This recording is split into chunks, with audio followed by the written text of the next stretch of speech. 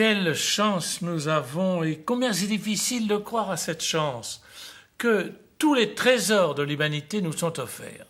Chaque soir à la télévision, je suis ébloui, surpris. Tout d'un coup, c'est les chutes du Zambèze, c'est les pyramides, non pas les pyramides d'Égypte, mais les pyramides qui sont au Soudan, ou bien les palais royaux des Mayas. Nous avons tout le monde à portée de main et nous continuons à nous plaindre. Nous ne mesurons mal nos chances, qui sont, j'allais dire, exceptionnelles dans toute l'histoire mondiale. C'est la première fois où le monde entier est sur notre table, dans notre chambre.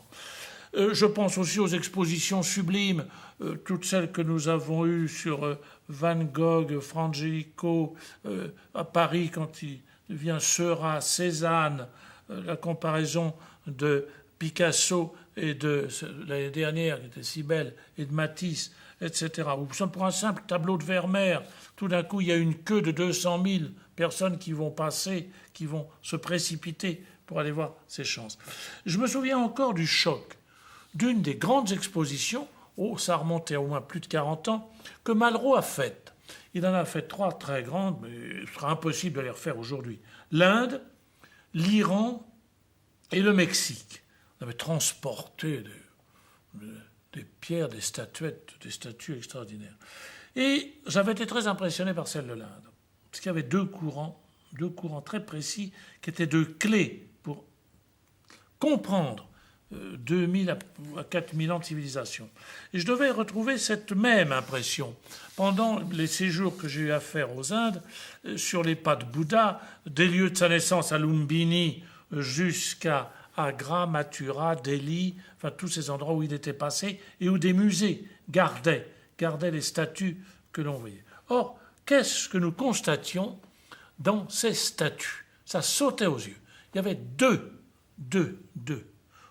courants, deux intuitions germinatives, exceptionnelles de fécondité. La première venait surtout des premiers visages de Bouddha que l'on a fait, parce qu'on a mis du temps, plusieurs siècles avant de commencer à le représenter, qui étaient des statues du Gandhara, c'est-à-dire d'une province marquée par le passage des Grecs au sud du Pakistan d'aujourd'hui. Et on voyait des têtes. Vous savez, où Bouddha ferme les yeux, tient ses mains d'un geste très précis, liturgique, et fait le silence complet. On a des lèvres minces, des petits cheveux bouclés, et puis c'est le silence, c'est l'intériorité. On comprend très bien, on a cherché Dieu au bout de l'expérience intérieure, au bout de l'idée la plus épurée. C'est normal. Dieu, l'absolu, demandait à être totalement épuré. Puis il y avait une deuxième ligne dans les mêmes musées, tout à fait surprenante, complètement différente, totalement inattendue. Ça n'était pas l'idée, mais c'était l'idole suprême qui traverse la vie des hommes. C'était la sexualité, avec l'acte conjugal représenté avec une crudité, un aspect naturel, avec toutes les positions les plus étonnantes.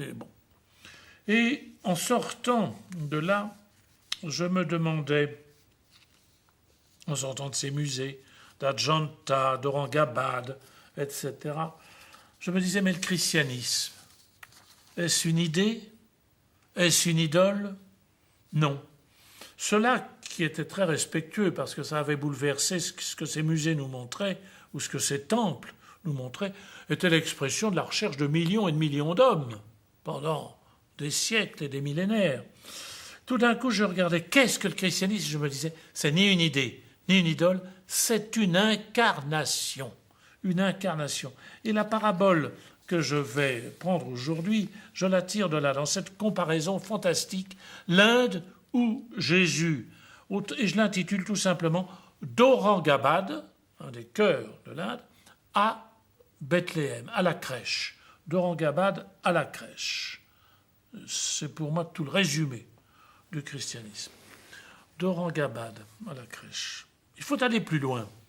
Quelles sont les idées qui nous gouvernent quand nous pensons à Dieu? Nous avons des idées, que nous le voulions ou non, plus ou moins de crainte, c'est le Tout-Puissant, de terreur, j'allais dire, Jésus a été comme le grand nettoyeur des idées insatisfaisantes et insuffisantes sur son Père, sur Dieu. Il est venu, j'allais dire, le Dieu chrétien, c'est la présence désarmée de quelqu'un de vivant, qui a un visage, qui a pris notre visage, quelqu'un de vivant, et c'est beaucoup plus simple que l'austérité pure des visages de Bouddha, ou que l'illusion de l'idole à chercher frénétiquement du plaisir, ou une extase. On a pu présenter Jésus tout au long de l'histoire d'Israël, mais on n'avait jamais compris avant Jésus-Christ. On a pu présenter Dieu, mais avant Jésus, quelqu'un dont tout le message est uniquement lié à la miséricorde, à la bonté, qui est Dieu. La puissance, non. Un pouvoir organisateur, non. Une certitude scientifique, non. Une répression, comme hélas, régulièrement, la démangeaison revient dans l'histoire des religions et même du christianisme, non. C'est le désarmement du Tout-Puissant qui vient se faire incarner près de nous comme un enfant dont on ne peut pas avoir peur, la crèche, comme une maman qui tient son enfant et qui peut lui dire en même temps « mon petit et mon Dieu ». C'est ça. Dieu a pris un visage qui ne ressemble à aucun autre. Le nôtre, notre visage, mais avec toute la sublimité divine de la douceur, de la tendresse, de la crestotesse, dirait saint Paul, c'est-à-dire de la bienveillance longanime qui prévient, qui va au-devant de nos difficultés pour nous en préserver. Si je pouvais schématiser ma parabole, je dirais volontiers, il y a le Dieu des philosophes et des scientifiques de la science, de la nature, qui nous dit « il y a ce qu'il y a, cherche et trouve ». C'est dur, on tâtonne. Comment aller sur Mars, comment aller sur la Lune, etc. C'est le hasard ou la nécessité. Cherche. Il y a le Dieu, un autre Dieu, le Dieu des sages ou des esthètes, qui dirait « attends, prends patience, mets de la douceur dans ta vie, attends, recherche, tu trouveras la sagesse ». Que ce soit en cultivant ton expérience intérieure, ou etc. Bon, tu trouveras la sagesse. Et puis on meurt avant de l'avoir trouvée, souvent. Il y a encore un troisième ou un autre visage de Dieu, celui des idéologues, des combattants. On s'aperçoit que ça se termine un peu. Enfin, les idéologues, on en a eu plein le 19e siècle, plein le 20e siècle. Il faut voir ce que ça a donné. Les idéologues qui disent « Quel est ton combat ?» Combat. C'est noble, c'est noble. Mais qu'est-ce que tu as construit? Quel est ton combat? Jésus, c'est pas cela. Jésus vient près de la Samaritaine, près de Marie-Madeleine, près de Saint-Pierre qui pleure. Et désarmant et désarmé, phrase que Jésus nous dit. Il leur dit simplement à tous, veux-tu? Veux-tu abandonner ta culpabilité et me la confier? Veux-tu abandonner tes désirs de construction, d'être le premier, le plus fort, etc. et me confier ton désir, ce que tu as de plus précieux? Veux-tu t'appuyer sur moi? Veux-tu faire le voyage des béatitudes avec moi, de la douceur, de la miséricorde, de la pauvreté du cœur qui ne s'accroche pas, qui ne s'agrippe pas? Veux-tu ne pas avoir peur de pleurer comme Saint Pierre? Veux-tu vivre avec moi? Et Jésus nous dit simplement, le christianisme, c'est une vie, une action à deux. Nous et lui, qui menons la même action parce que sa douceur nous a pénétrés, sa miséricorde nous a pacifiés, sa bonté créatrice de paix nous a complètement remis d'aplomb. Voilà.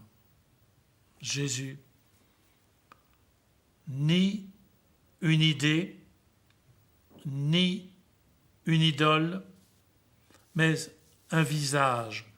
Veux-tu entrer dans la plus grande chance de ta vie, dans la plus grande des paraboles, celle de la réalité du visage et de la vie de Jésus? Tout le christianisme tient dans ces deux mots. Veux-tu?